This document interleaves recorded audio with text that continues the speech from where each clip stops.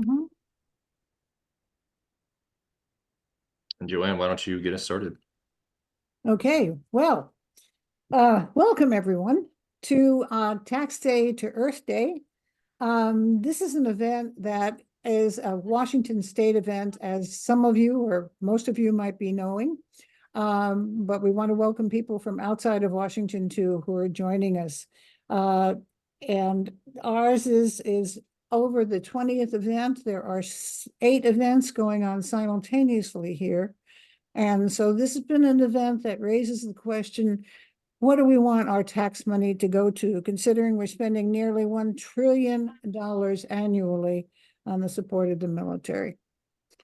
So I wanted to say that, and I wanted to also thank Pax Christi for their participation and promotion in this event. They've been extremely extraordinary, as has Sean, who is hosting our event. And Sean Aaron is a member of the Washington Physicians for Social Responsibility and the um, Washington to Abolish Nuclear Weapons. My name is Joanne Dufour, and I'm a member of the Olympia Coalition to Abolish Nuclear Weapons. And I want to thank you for giving up your Saturday morning time. I know it's a precious time, and so we really appreciate you having joined us. I did want to let you know that spring is here, and these are some rhodies that are blooming.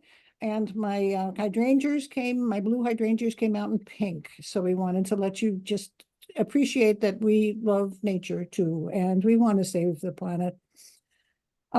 We have a very special program in trying to reach a safer world.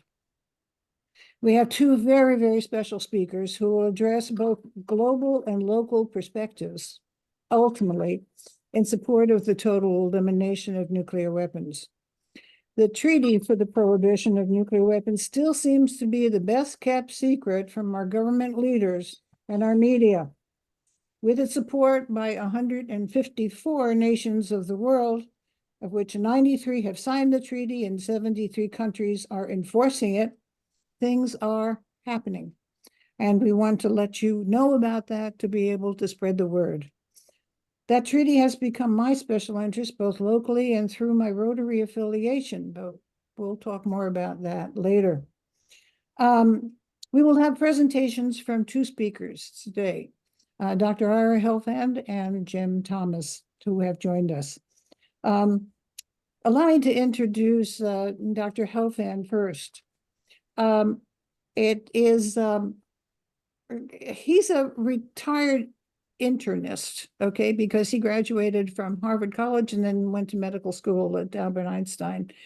And so, but eventually he turned his interest in saving patients to saving the world. And he has, okay. He was one of the founders and remains in leadership of 2 organizations that have won the Nobel Peace Prize. The International Physicians for the Prohibition of Nuclear Weapons in 1985, and the International Campaign for the Abolition of Nuclear Weapons in 2017. I'm sorry, we have someone who wants to sit quiet, but I'll answer that later. He was co-founder and past president of the Physicians for Social Responsibility. And he is currently an active member of the Rotary World District 5000. He's been a keynote speaker. He's been a prolific writer. He has dedicated his life to this. Very recently, he just returned 12 hours ago. He just returned from Rome, which has signed on unanimously to support the treaty. United States, by the way, has over, and Rome now is part of a group of 780 cities around the world that have supported the treaty. In the United States, we have 73 cities. Both Washington, D.C. and Olympia, Washington are among that prestigious group. But enough for me. Now we will turn the podium over to Ira. Thanks, Joanne, and thanks everyone for coming to this session today. As Joanne pointed out, you're giving up some time on the weekend, and we're not going to be talking about easy stuff, but it's real important stuff to talk about. I've gotten out of the habit somewhat of apologizing for telling people how horrible the situation is, because I really do believe that we only have two choices. We can talk about nuclear war and act to prevent it, or we can have a nuclear war, which would obviously be even much worse. Um, the message I try to bring to people when I speak is threefold, basically. One, we are much closer to nuclear war than we think. Secondly, if we have a nuclear war, it's going to be incomparably worse than we can ever imagine. And finally, it doesn't have to happen. This really is up to us whether we have a nuclear war or not. Um, in terms of the first point, the proximity of the nuclear danger. Looking around on the screen here, the people whose pictures I can see, most everybody on the screen except maybe Sean are people who were alive and lived through the horrors of the Cold War and remember how terrified we all were that the world was going to be blown up. Um, that fear was very important. It motivated us to take action. We forgot about it when the Cold War ended. We were so relieved that we had dodged that bullet, we didn't want to think about it anymore. And younger people have, by and large, not been educated about this issue at all. And so we have a situation where, as far as the public is concerned, the vast majority of people do not worry about nuclear war and don't think that this is something that they have to worry about. The fact is, though, that according to people like William Perry, the former Secretary of Defense, we're closer to nuclear war today than we ever have been, closer than we were at the worst moment of the Cold War. And we have to start acting in accord with that. There are multiple reasons for it. Just to summarize very briefly, US-Russian relations, obviously the worst they've been since the end of the Cold War. Perry made his comment before the Russian invasion of Ukraine. The situation has gotten immeasurably more dangerous because of that invasion by the Russians. Um, US-Chinese relations are the worst they've been since the 70s, and a real potential for conflict over Taiwan, over navigation of the South China Sea, a lot of irresponsible behavior on both sides that could lead to conflict. The situation in Korea has, especially over the last few months, gotten very volatile again. There's a special issue of Arms Control Today that came out a few weeks ago that had three articles by three different commentators all coming to the same conclusion that it is incredibly dangerous and at any moment there could be miscalculation by either side in Korea. They're both behaving somewhat recklessly that could lead to a conflict which would almost certainly turn nuclear. Situation in South Asia is perennially unstable, and with the anticipated re-election by a large majority of the Modi government in India, the Hindu nationalist movement is probably going to be somewhat emboldened. That could lead to increased tensions with Pakistan. This is always a problem. And now, of course, the war in the Middle East has raised the specter of that leading to a broader conflict, which could draw in countries from outside the region and could lead to nuclear war.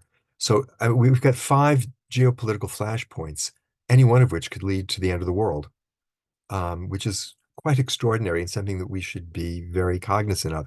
In addition, there are a couple other factors that I always try to point out to people.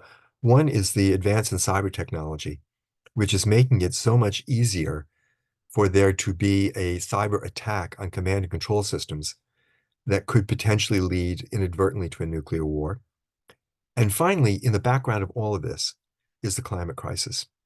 And when we are trying to talk to young people who are concerned about the climate issue, as they should be, I think one of the messages we have to bring to them is that the way the climate crisis is most likely to do us in as a civilization is by precipitating a nuclear war. As the climate crisis progresses over the next couple of decades, and it will, even if we do all the things we're supposed to try to stop it, um, there's going to be tremendous pressure on societies all across the planet as large areas become unable to support their populations. And there's going to be increased conflict within countries over scarce resources. There's going to be conflict between countries. There's going to be migration on a scale we have never seen in human history. And that's going to lead to conflict as well, as we're seeing today. And if nuclear weapons are on the table as this almost inevitable conflict plays out, they're going to get used. So for all these reasons, we have to understand that unless we do something very different, It really is not a question of if, but a question of when nuclear war takes place, which leads to the second point that I try to encourage people to understand, which is how bad a nuclear war is going to be. We're not talking about Hiroshima and Nagasaki, as horrible as those things were, with one city destroyed by a relatively small, by modern standards, nuclear weapon. If there's a war between the United States and Russia, we're going to see many cities attacked with many warheads, each one of which will be anywhere from 6 to 50 times more powerful than the Hiroshima bomb. And I try to give people a real image of what this would look like by using the model of a single very large nuclear explosion. The megatonnage in this model, which is a 20 megaton bomb, is bigger than we would expect to hit even the large cities like New York or large targets, New York, Washington, Moscow. The destruction I would describe, though, is actually an underestimate of what happens because you cause more damage if you have a lot of little bombs spread over an area. But people need to know that, within a thousandth of a second, you get a fireball that's 4 miles across. Within that entire area, everything gets vaporized. To a distance of 6 miles in every direction, the heat is so intense that automobiles melt. And to a distance of 16 miles in every direction, the heat is so intense that everything flammable burns. 32 miles across, all the fires, hundreds of thousands of them, coalesce into a giant firestorm. Temperatures reach 1400 degrees Fahrenheit, all the oxygen is consumed, and everyone dies. I mean, if we were talking about, say, New York, that's 12 to 15 million people dead in a half an hour. In Seattle, it's probably something on the order of 3 million people dead in a half an hour. And if there's a war between the United States and Russia, that kind of destruction is going to take place at every major city in both countries. And if NATO's involved, most of the great cities in Canada and Europe. And the death toll on that first day will be something like 200 to 300 to 400 million people. But that's not the end of the story. The entire economic infrastructure in all these countries is going to be destroyed. The people who survive that first day are going to live in a world with no electricity, no internet, no cell phones, no food distribution system, no law and order, no system for distributing heating oil or other means of warming homes. And over the months after the initial attack, most of the survivors are also going to die from radiation poisoning, from starvation, from exposure, from pandemic disease. And again, that's not the whole story, because we're only talking so far about the countries that actually fight the war. But what we've learned over the last decade and a half is that the original predictions from the 1980s of nuclear winter are absolutely true. A war between the United States and Russia drops temperatures across the planet an average of 18 degrees Fahrenheit. In the interior regions of North America and Eurasia, the temperature drops 45 to 50 degrees Fahrenheit. That's colder than it's been on this planet since the last ice age. And under those conditions, basically, all food production stops.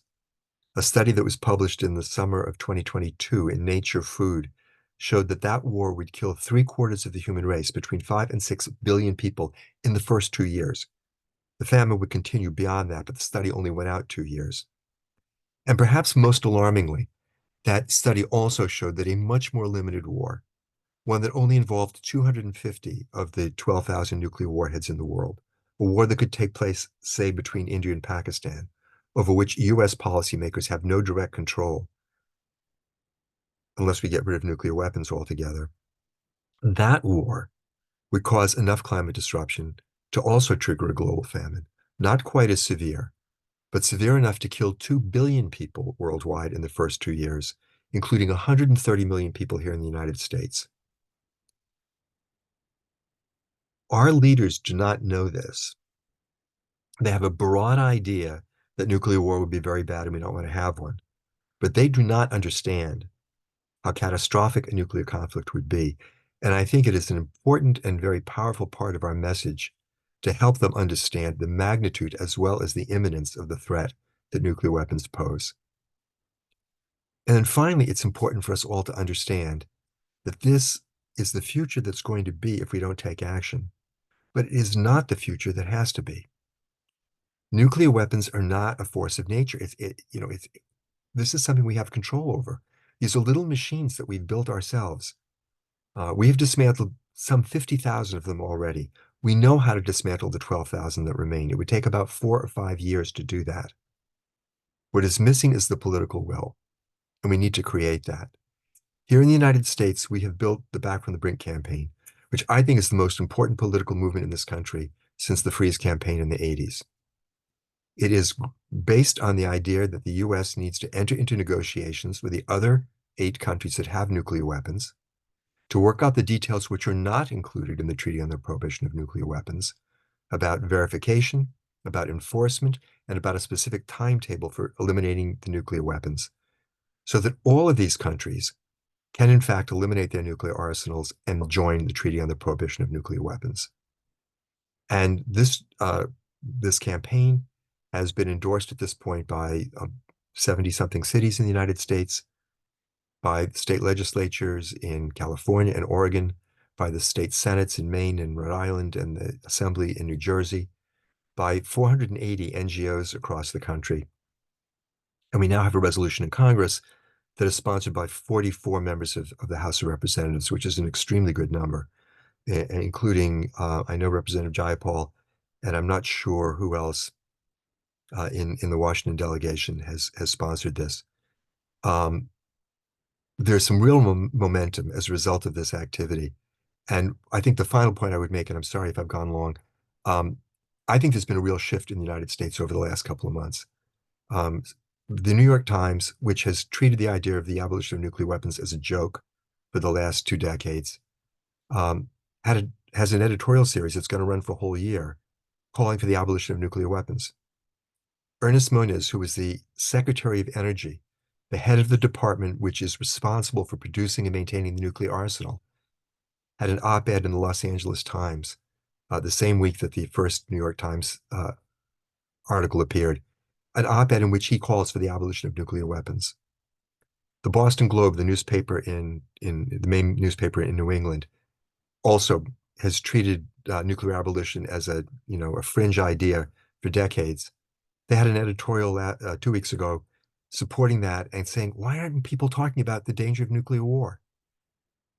Good question. And we will point out to them when we meet with them, which we're going to be able to do now, the role that they have played in suppressing that conversation and the role they can play now in promoting that conversation.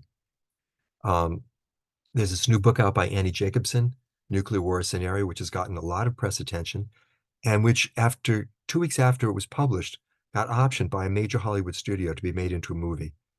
Now, people have been trying for a decade to get Hollywood to make another major movie that helps people feel and see the danger of nuclear weapons. And without success until now, they're going to make a movie out of this book. So something is changing, and we need to understand the opportunity that gives us. We need to seize it. We need to be focused. I think it's terribly important to build as much support as we can for the Back from the Brink campaign, which is the movement in this country which is going to change U.S. nuclear policy, if anything does. And in Washington, it would be great to get more members of your House delegation to support HRS 77, the resolution in Congress. It would be terrific to get cities like Seattle in Washington, which have not yet passed a resolution in support of Back from the Brink, to do that. These resolutions, all that we have gotten across the country, also all include language supporting the Treaty on the Prohibition of Nuclear Weapons. And there's some terrifically exciting work that can be done in Washington State in particular. So thanks so much, and I'm sorry for talking too long. You're muted, Joanne. It's not been too long. I just wanted to address that people here, we will be taking questions after Jim's talk, but I wanted to ask you before I introduce him, could you just explain our Rotary connection, because we're both in the same Rotary group, and maybe give a couple of words to what Rotary is trying to do? Yeah, Rotary is the second largest NGO in the world after the Red Cross movement. And it's an extraordinary gathering of people in almost every country on the planet, people who are not part of the traditional peace community usually, but who are very deeply interested in peace and international cooperation.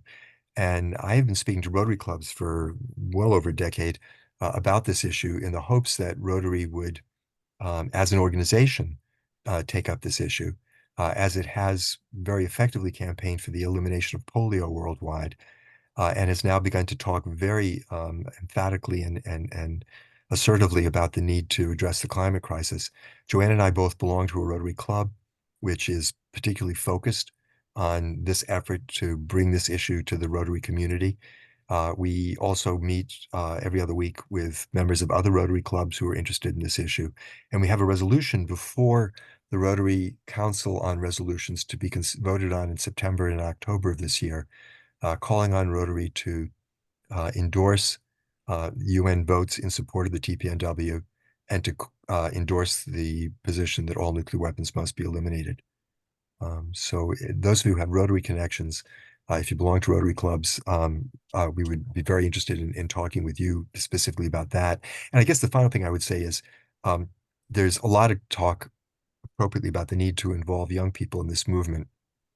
I do a lot of speaking at high schools even and college campuses. And what I found is that there is a really profound lack of information about this issue, which explains why students aren't involved in this activity. But when students are presented with this information, they have just exactly the reaction one would hope for. They understand the idea of existential threat from the awareness of the climate crisis. And when they hear that there is a second existential threat, which could actually do us all in much more quickly, they want to do something about it. We just in the last 6 weeks have seen the formation of a new national group called Students for Nuclear Disarmament.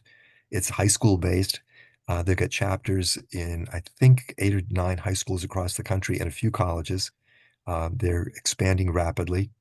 And it's a potential home that we can offer high school and college students who we encounter who want to work on this issue. Okay, thank you, Ira.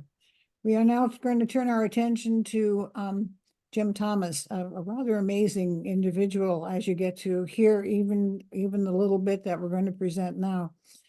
He got very moved by hearing about nuclear weapons and landed up engaging in a walk from Washington State to Bethlehem.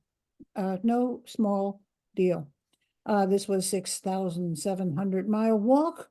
Took him about a year and a half. He crossed this continent, he crossed Europe, and he showed up in Bethlehem. He's devoted more than 2 decades when he came back to uncovering the large radiation releases here in Hanford.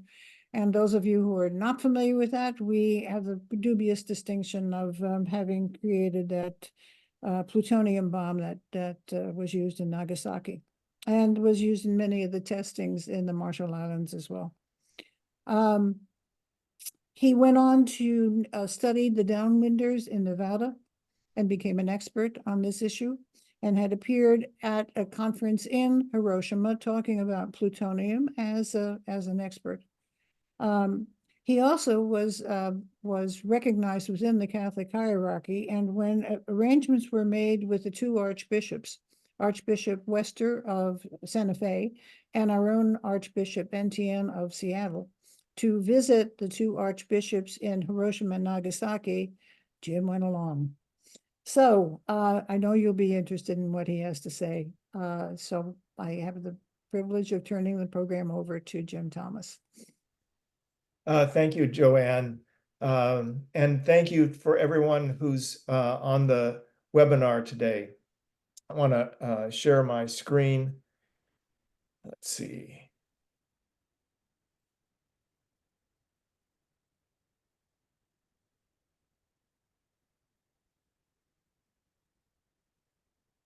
So back in 1982, I heard a presentation very similar to the one that you've just heard from Dr. Ira. And my reaction was despair. But I met people who were soon doing something about that, and that gave me hope. And I want to share a bit about that. This slide is about the taken in Hiroshima in during my 1983 trip. Just 20 miles west of Seattle is the Trident nuclear submarine base, which is the largest concentration of deployed US nuclear weapons. There are over 1,000 warheads, many of them capable of huge destruction. As Joanne mentioned, in that depths of despair in 1982, I joined with others on this Bethlehem Peace Pilgrimage.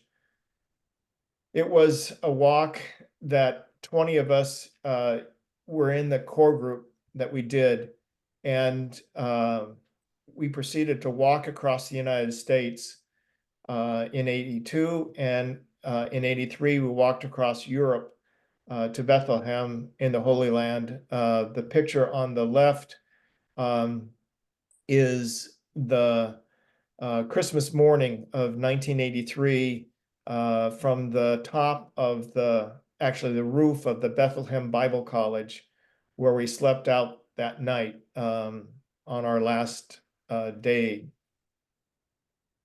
When I got back from Bethlehem, or just before, let me stop.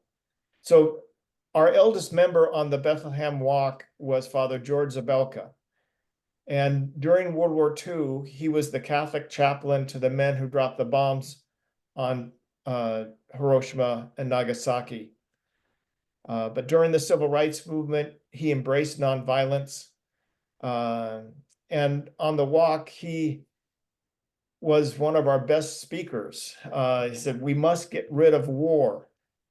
It isn't just nuclear weapons, but it's war." And he was always encouraging people, saying, "Do something for peace." So just after I got back from Bethlehem to my home in Spokane, they had the Department of Energy had just restarted the plutonium processing at the Hanford site to produce plutonium for President Reagan's nuclear weapons buildup. And I started to investigate, wanted to find out more about it. And there were others, mostly kind of the core of it from the Spokane Unitarian Church. And we gathered together and demanded to know more about what was happening at Hanford, but also what had happened at Hanford since 1944. Hanford produced the plutonium that was in the bomb dropped on Nagasaki, and continued to produce plutonium until 1990, accounting for 2/3 of the plutonium in the United States nuclear weapons arsenal.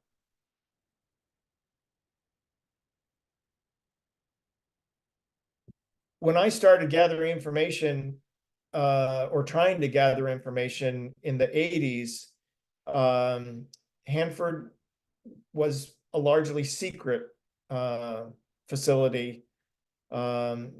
And it wasn't until my group in Spokane and other groups, including Physicians for Social Responsibility around the Northwest, forced the government to finally release and declassify documents from the 1940s, 50s, and 60s. And we were just shocked. There were huge releases from Hanford, and it was a very expensive, not just financially, but from a human health standpoint. The photo in the top right of the little girl drinking milk from a bottle, her name is Shannon Rhodes. And when that photo was taken in 43, the milk wasn't contaminated. But 2 years later, it was laced with radioactivity. But she didn't know it because it was invisible. Shannon died in 2011 of lung cancer that had metastasized from her thyroid. When humans are exposed to iodine-131, the radioactivity concentrates in the human thyroid.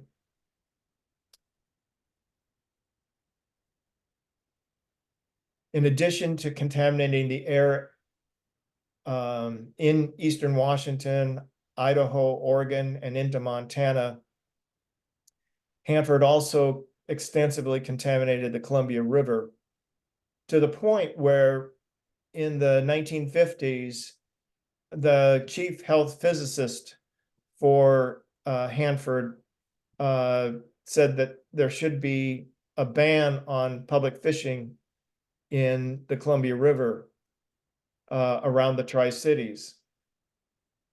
No ban was ever imposed, even though the contamination continued. And little boys like this young lad here ate fish that was contaminated without knowing it. There's no taste to radiation. And over the years, more than 2 million people, just from Hanford alone, were exposed to radiation. But they didn't know about it until the first documents were released in 1986. There were no warnings of the danger.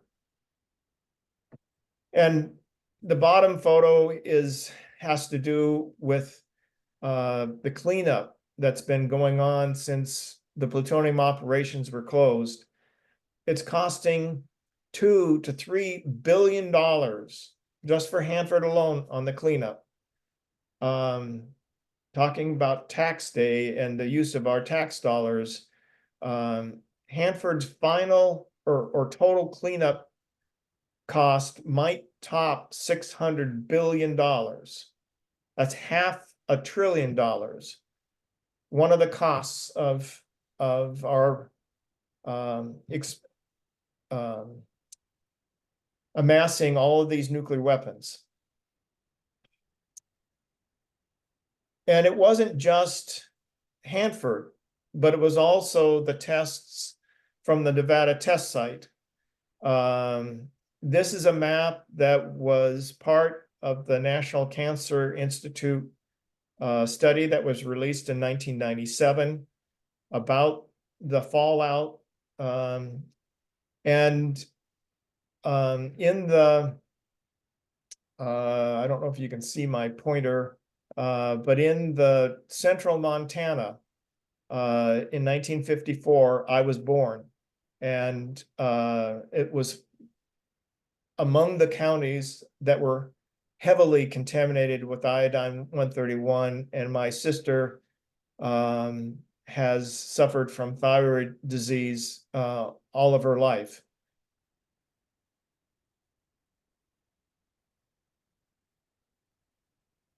But it wasn't just iodine.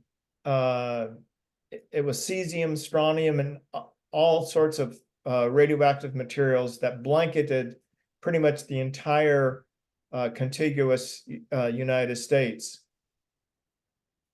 Kodak, the film manufacturer in upstate New York, had problems with their film fogging, and the Atomic Energy Commission ever after gave Kodak secret warnings of when a test was going to take place. But the millions of parents around the country were not alerted to the danger of the radiation in our food and in our milk and in our water. And I think one of the things that we need to consider in organizing around the quest for disarmament is to focus on the people that have been harmed, have been suffering for decades because of their exposures. And RECA, the Radiation Exposure Compensation Act, right now is before the US House of Representatives, and they're trying to expand it. Right now, it only covers a few counties in Nevada and in southern Utah. The expansion proposal that's before the Congress would expand it to Idaho, all of Nevada, all of Utah, Montana, the state of New Mexico, and other places around the country. And that is something that I think will get more support for and educate people about not just what the peril is now about nuclear weapons, but what damage those nuclear weapons have already done to our country. As Joanne said, last August, I accompanied Archbishop Wester of Santa Fe and Archbishop Achen of Seattle to Hiroshima and Nagasaki. We were there for the 78th commemoration of the bombings, and we went through the atomic bomb museums, and Archbishop Achen wrote from Hiroshima on his blog, "I was so profoundly moved, saddened, even sickened by all that I saw and learned. I'm even more committed to working for peace and advocating for the elimination of nuclear weapons."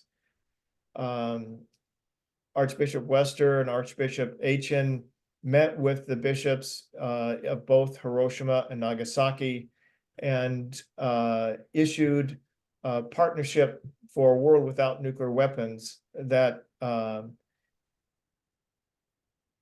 they've pledged themselves and their diocese to advocate for the Treaty on the Prohibition of Nuclear Weapons, the TPNW.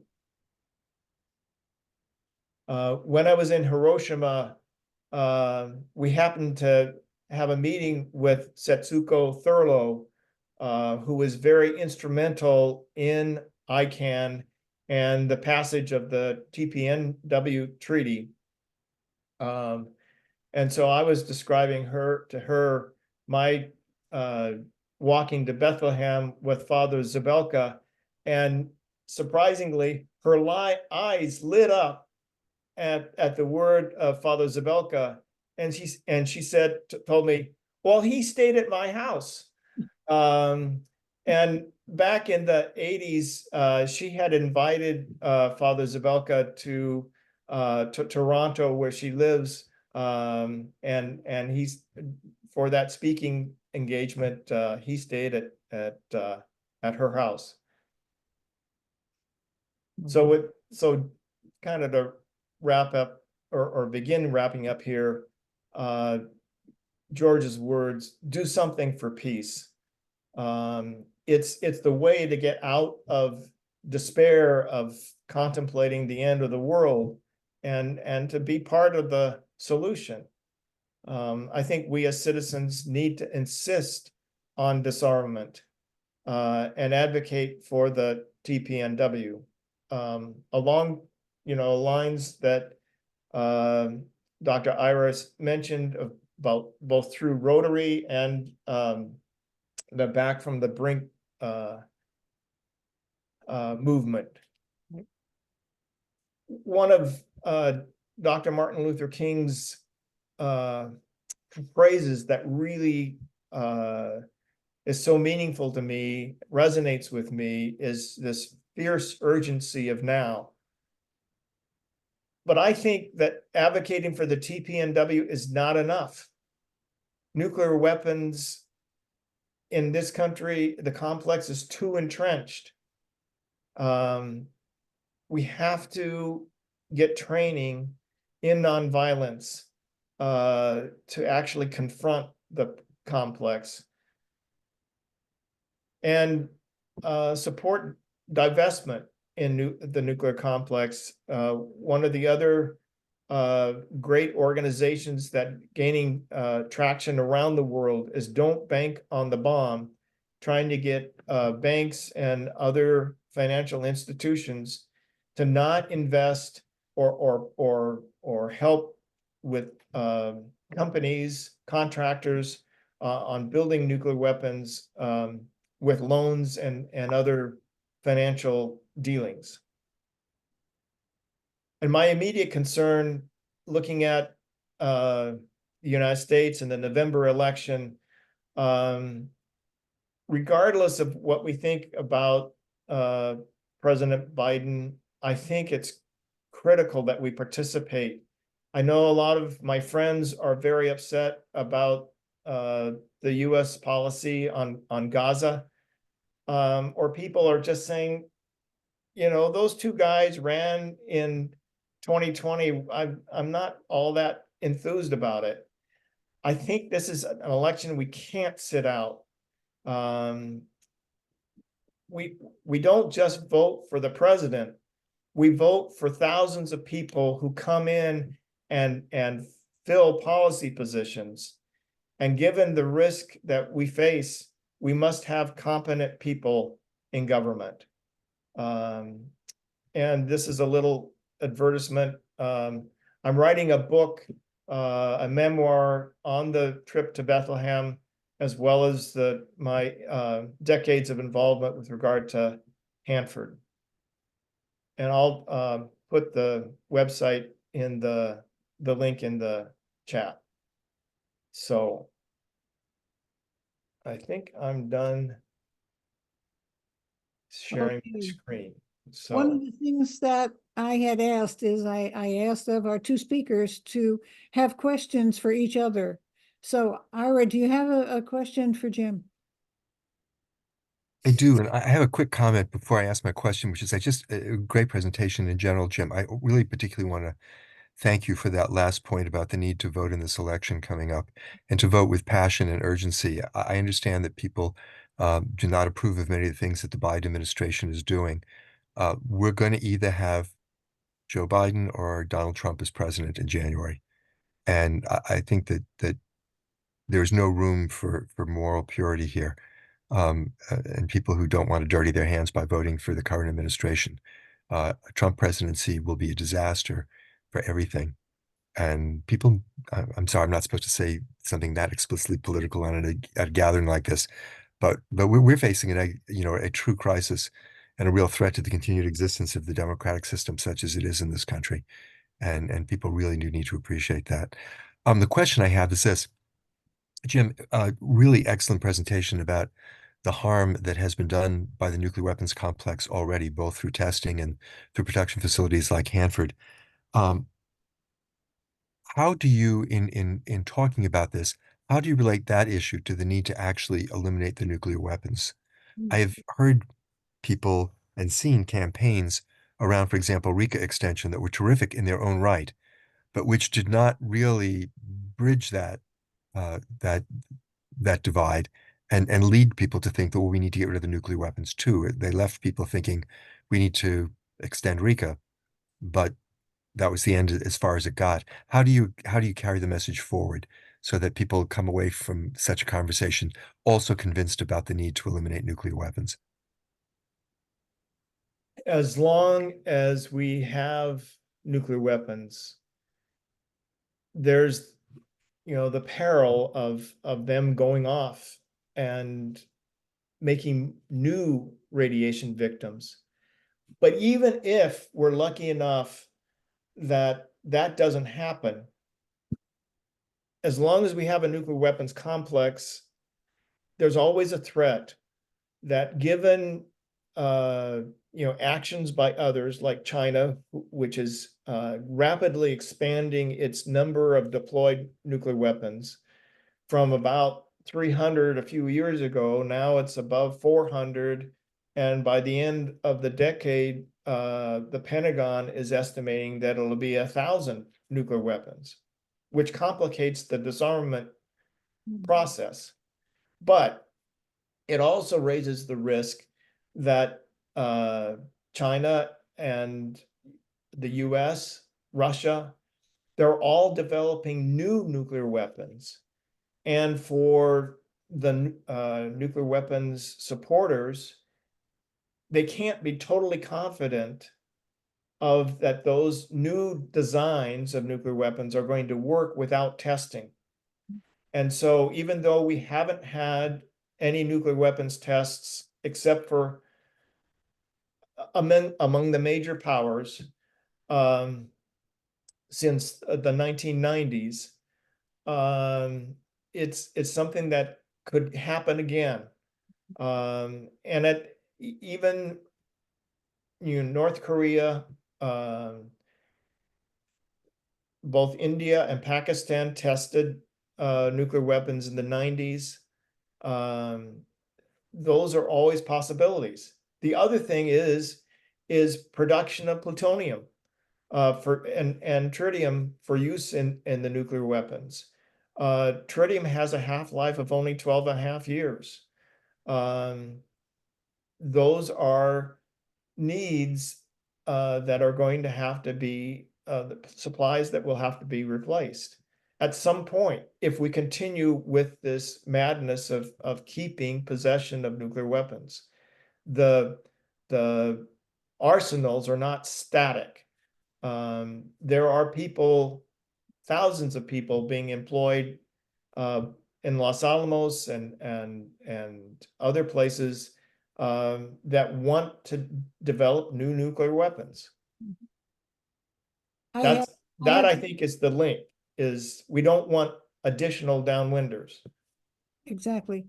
I was reading ICANN's reports, and one of the things they are suggesting, because at the meeting in New York, of the states parties, there are 171 institutions that manage investments, like mutual funds, that have decided that they are not going to invest in anything that is producing nuclear weapons. Hence, ICANN is suggesting go visit your local bank and ask the questions, where are you and where is this bank investing its nuclear weapons? Nobody's going to know that answer. So ask them again. And eventually that message, if they actually get the answer, you could use that message, but your consciousness raising. And ICANN has wonderful materials about which banks are the culprits, but you locally can act and ask those questions. And Jim, did you have a question of Ira?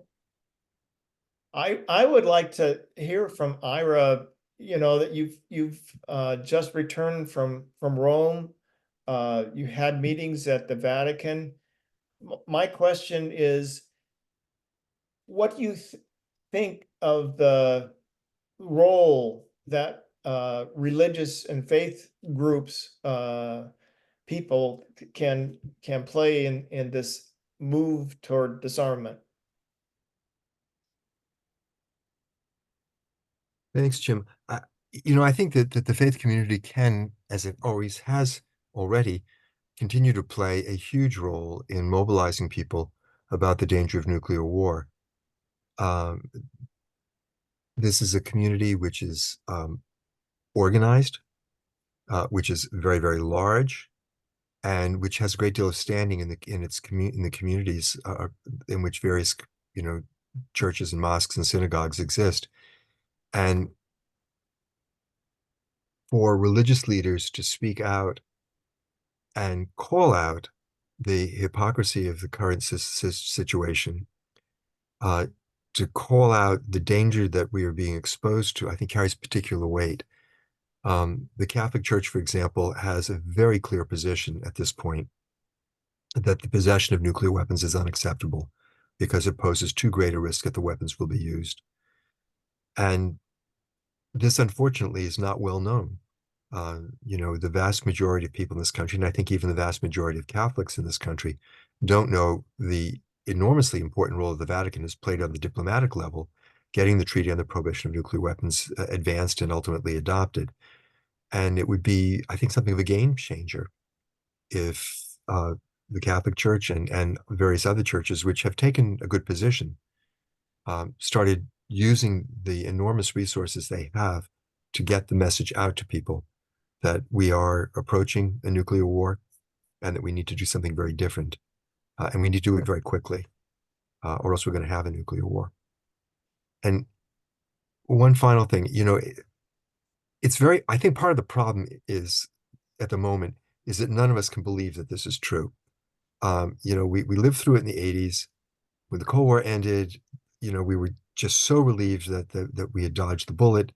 Not only did we decide then that the danger didn't exist anymore, but we became pretty resistant to letting that danger back into our consciousness because it was so awful to live with that fear.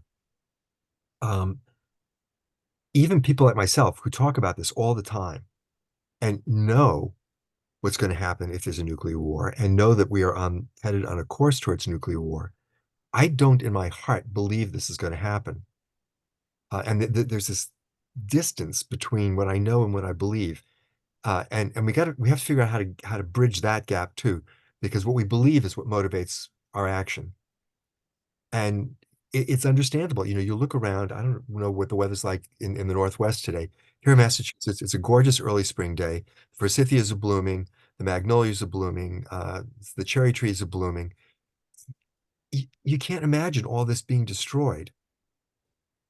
And so even though you know it's going to happen, you kind of don't believe it will. And unless you believe it will, you won't take action around it. The churches and faith communities, I think, can really help people with that, help them understand how to have hope, even at a time when there's great fear, so that they can let the fear in and work with that fear. And fear is not a bad thing. Fear is the emotion which protects us from real danger. It's good that we're afraid of getting burnt. It's good that we're afraid of falling off of high places. That's what keeps us from getting burnt and falling off of high places. It's good to be afraid of nuclear weapons. That's what's going to motivate us to get rid of them. But we have to figure out how to gate that fear so that we're not overwhelmed by it. And the key, I think, is having a plan for what to do. That was what we found in the early 80s. People, Jim spoke of the despair he initially felt when he heard about the nuclear danger, but that turned to hope when he realized that there were things people could do. And I think the church, the faith community in general, can play a really important role in helping with that process.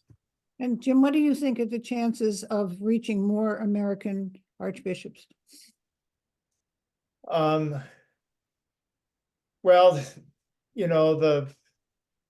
the American episcopate of Catholics is not what it used to be in the 80s. I think it's going to be a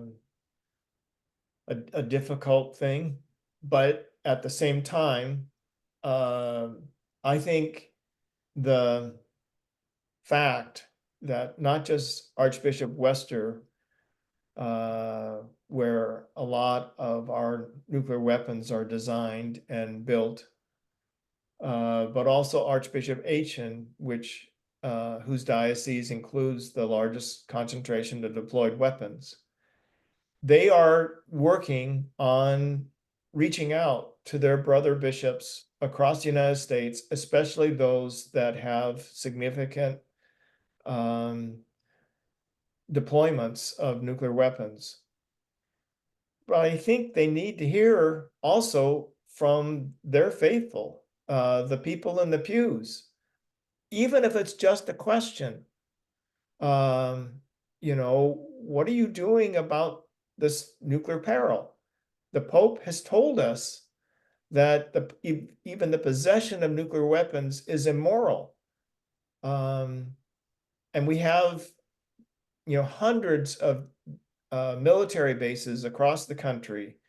And there's a large percentage of those serving in the active military who are Catholic.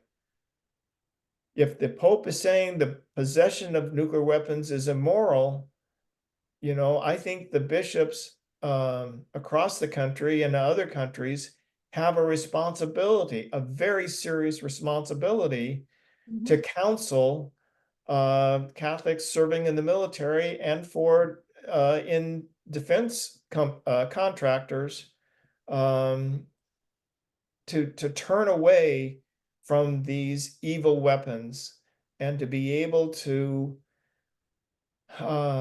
take steps for peace. Okay, I'm going to turn this over to Sean because we want some questions from any of you who are interested in asking. Thank you, Joanne. Thank you, Jim, Ira.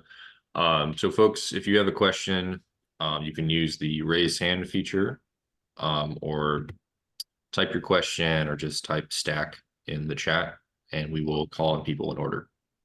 We do have one from Patty. If you see, how do we, millions of people went to see the eclipse and experienced 4 minutes of cold when the sun was behind the moon. How do we connect with people about, wait, okay. How do we connect with people about the nuclear winter? I mean, I think it's largely a question of education, Patty. And we probably didn't show a lot of imagination in helping because we probably could have used the eclipse to help people understand this if we'd thought ahead a little bit, because it did have it was an event experienced by millions of people. But it's just a question, I think, of education. The information is out there. It's pretty straightforward and pretty simple, but it's not widely known. So a lot of the work we need to do is simply talking to people, uh, using the networks, the communities that we have to spread this information, um, encouraging newspapers and other media outlets to publicize this information, writing op-eds, writing letters to the editor that include this information. And it's pretty accessible. I'll put in a minute in the chat a link to a report that International Physicians for the Prevention of Nuclear War, IPPNW, put out last year. That's sort of it's a popularized version of the article that appeared in Nature, which is a terrific article, but it's very hard to read. And Matt Bivens, who's a journalist and a physician, wrote this sort of more popularized version that's extremely accessible to people. And I'll put the link in a couple of minutes so that people can look at it. But it sort of summarizes the key findings. And then it's up to us to sort of take that information and get it out there. And hopefully somebody will make a movie like The Day After, except which also includes a depiction of nuclear winter. Jim, do you want to take a stab at that one as well? No, I think Ira covered it pretty well. I'd rather go on to other questions. Alrighty. Veronica? Yes, thank you. And thank you, Jim and Ira. Ira, I know you by having seen so many of your things, and I know Jim personally. So thank you, Jim, for the first person thing. I hadn't realized you had so much experience with the results of radiation. And Ira, I especially appreciate all your really short 4-minute videos that do it so clearly about the threat. But I also will add to my passing on or use of some of those, your thing about whether we actually believe it will happen. I think that was an important insight for me. But I have a question. I'm one of the older people on this call, and as I look at the pictures, the majority of people on this call are older, and I'm sure you're all trying to reach out to younger people and to like college groups and so forth. I would like to know what your experience is and what works best. Maybe, Ira, you want to answer? I think you've spoken to lots of audiences. Yeah, I have, we've been told for a long time that you can't talk to young people about this issue, that you have to talk about other issues that they're already engaged in. And I think that's 100% false. I've spoken a lot to high school students and college students, especially in the last couple of years, and find that the message that works for them is the same message that works for everybody else. We tell them the truth. We tell them that we're about on the brink of a nuclear war. We tell them what's going to happen if there was a nuclear war. And we tell them that there's something they can do about it and invite them to be involved, and have been pleased but not surprised that young people react to this information pretty much the same as old people do. The difference is that it is all new information for them. For us who lived through the Cold War, when we hear about new information about the effects of nuclear weapons, it resonates with all of the knowledge we had, with all the fear that we had in the past. With young people, there is not that resonance with previous experience. And so it's important to figure out ways to reinforce it. I've had the experience. I, I think this is what happens. I give a talk, for example, or somebody else gives a talk or shows a film about nuclear war. And the young people who are watching it think, wow, this is really important. I need to do something about this. Then a week goes by, 2 weeks go by. They don't hear anything else about this in the news. And they start to think, well, if it was really that dangerous, surely we'd be hearing about this all the time. And so that guy sounded like he was making sense, but he must have been wrong. And I think there is that phenomenon that we have to figure out how to deal with. And the only way really to do it is to create the kind of saturation of the culture with this information that we did achieve in the 80s. You know, you could not escape from this, which was a good thing. And we have to at least create a situation where the message gets reinforced, where people who hear it once hear it again and know that it's real. But I think it's the same message that we use with it with adults. And you know, there's some talk about, you know, young people are particularly concerned with justice. We need to talk about other justice issues. I think that's fine. The other justice issues are important in and of their own right. But the fact that not the leaders of 9 countries have the ability to blow up the entire world, and they will do it, is, I think, the greatest injustice in human history. And I think the people who are concerned about justice are quite capable of understanding that. Yeah, and you know, I think young people, by and large, are very worried and concerned about the threat of climate change. It is an existential threat that we as a human species is facing. But I think we need to point out that it's only one of 2 existential threats, the other one being the threat of nuclear war. We don't have the luxury of focusing only on one of those existential threats. We have to address both of them. And as Ira said before, both of them we have to address very quickly. Thank you both. Question in the chat from Harry, who, by the way, Harry will be coming on to WPSR for a bit to support with Back from the Brink efforts. So any of you in cities or counties around the state should reach out about getting a local resolution passed, because we really want to work more on that. So Harry is wondering if either of you have any resources where folks can learn more about the number of nuclear weapons that would likely be used in a nuclear war. And he says, you know, as we get the word out to our communities, it seems like it could be helpful in explaining how much damage a nuclear war would do. Mhm.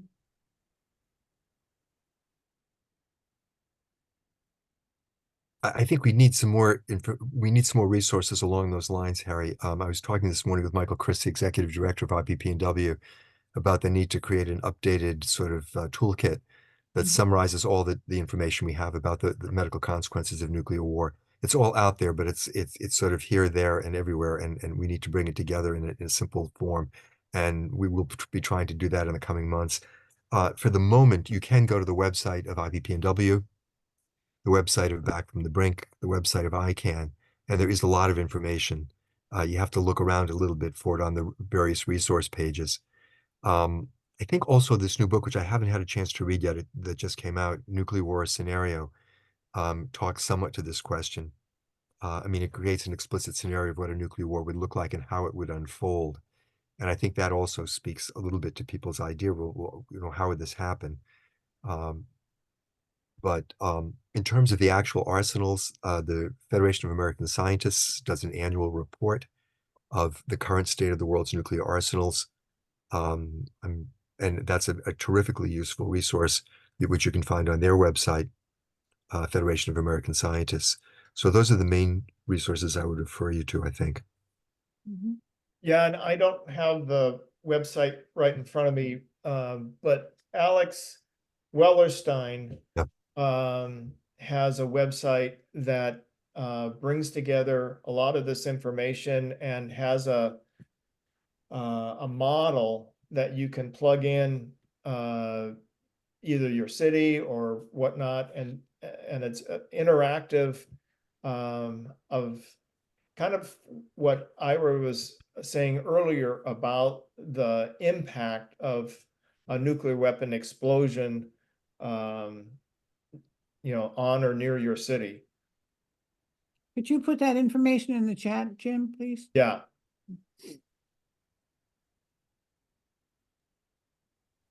Thank you both. Other questions? Don't be shy.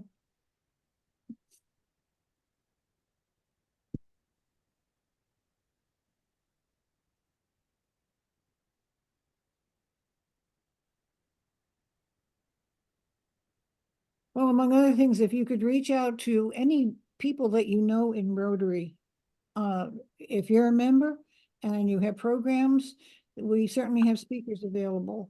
We have speakers available here in Olympia who, you know, we have several here on attending that can certainly do a good job speaking to Rotary. Don't forget to ask your bank, your local bank. I think I haven't done that yet. I mean, I have an advisor, but I think I'll actually, you know, want some real answers.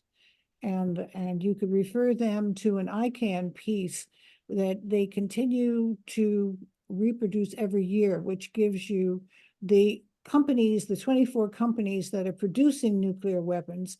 And so they have something to say, here, don't support these companies. You know, I mean, it's tangible material. So that's on the ICANN website, ICANW.org. And you have to search a little bit, but that material is available. I know one year they called it squandered, and they call complicit. And every year they give it a different name, but it's the same information. And it's also the universities that are doing the research. Mine is guilty. I'm going to write the president, for heaven's sakes, 7 times. And so is my bank. So I've got work to do myself.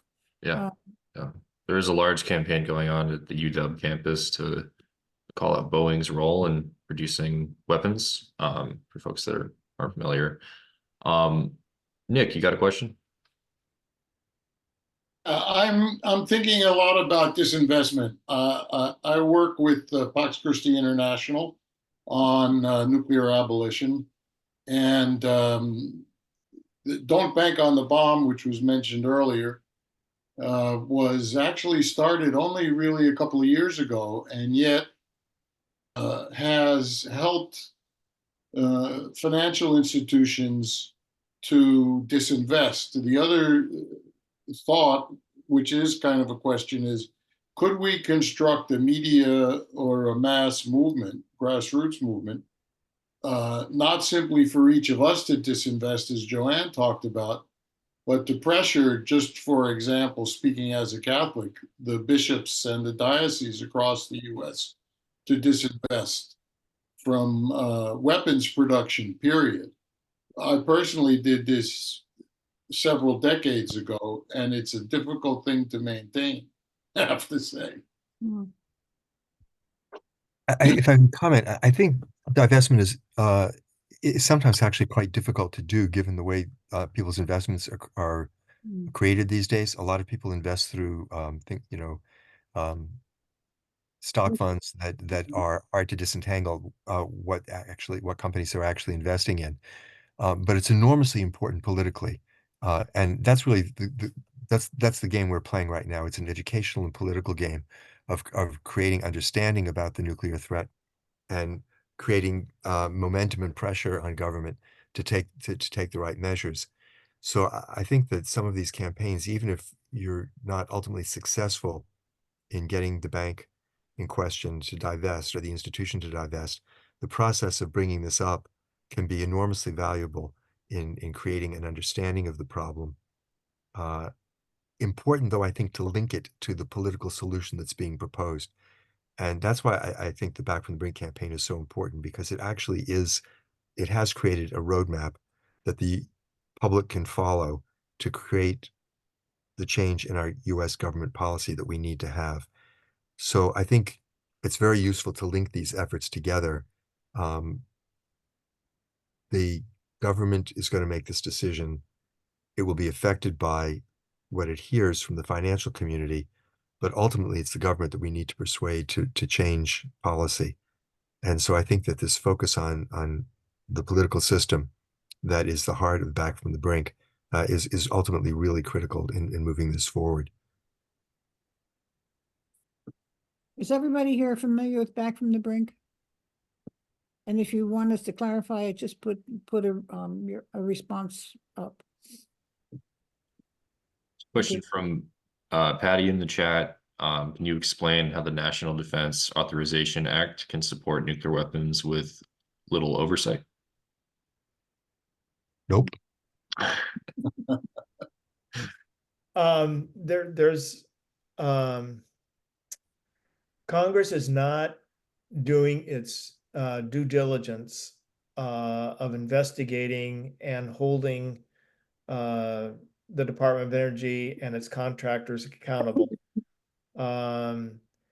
Like they did back in the 80s and 90s, especially Senator John Glenn of Ohio was absolutely critical in basically bringing the nuclear arms race to a halt for a while. And I think that we need to, as citizens, demand that there be congressional investigations, both about the cost of these programs, the current replacement ICBM missile is hugely over budget. There are huge questions on whether it's even needed, as well as whether it would work. And these are our tax dollars. And there should be accountability. There are groups through the Alliance for Nuclear Accountability, ANA. I was with one of those groups around Hanford for many years. And the Alliance for Nuclear Accountability has really does its homework and plays an important function in trying to bring the Department of Energy and its contractors to accountability. The Department of Energy is fully responsible for the nuclear weapons of the United States. The Pentagon is responsible for the delivery systems, the missiles, the bombers, the submarines. That's why it's both Pentagon and Department of Energy. And Sean, I have a question for you. Would you explain the range of activities that have gone on this week? Because I don't know if everybody gets a full picture. And this man is the one who was trying to coordinate all those activities. So he was up this morning, even before this program, already visiting one. But can you just let people know what's going on? Yeah, we launched a week of action around Tax Day and Earth Day, attempting to organize in every congressional district in Washington State. So on Tax Day, many people demonstrated outside of the offices of their members of Congress in Tacoma, Everett, Lacey, Issaquah? and Vancouver. And then, yeah, we had an event in Issaquah on Thursday as well. So we got 9 out of 10 of the congressional districts. So then there's also just a variety of other Earth Day events that we've kind of linked up with, where we can talk about the message of moving the money away from nuclear weapons and into what's really desperately needed to address the climate crisis. And we had a film series of the International Uranium Film Festival. If you're not familiar with that, what an amazing group. And next year, I think they're going to be coming to the East Coast. They did a West Coast. We had 3 events here in the state featuring that. What they do is they solicit documentaries that otherwise are not publicized. And they said, would you allow us to show the documentaries? And so they contract with a group, and then you can pick, when you contract with them, you can pick which documentaries you want to show. So we had a marvelous range here, and we had 3 showings: Spokane, Seattle, and Olympia. And then they went on to Portland and Nevada and Los Angeles. So they spend 2 months, the directors spend 2 months kind of networking this, but that's just another new piece that happened of consciousness raising. And we know there were street fairs that were going on. There were all kinds of good stuff. So I think Washington can be proud this week that we tried.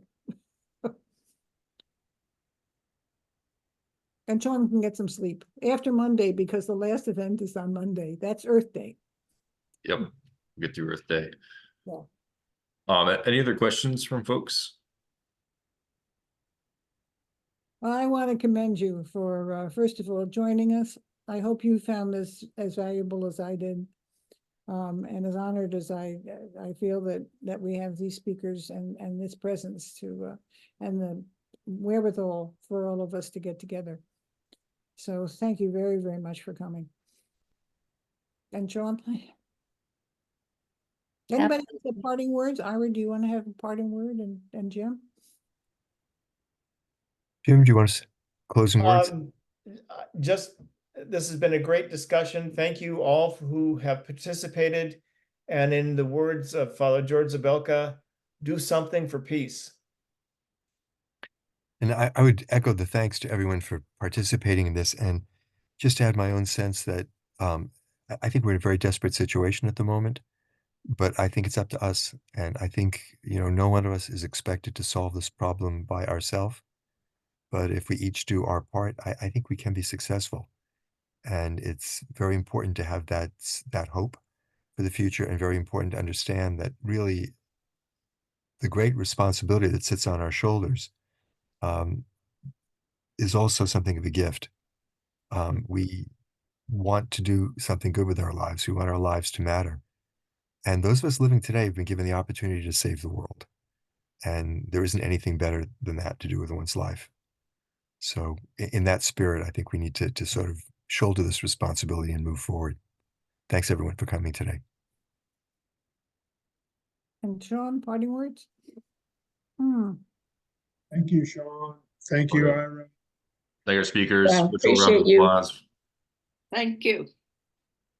Thanks everyone. Right. All right. Very good. Thanks. Have a good Saturday. Go do something worthwhile. Yep. Towards the safer future, right? Amen. Amen. Amen. Peace. Peace.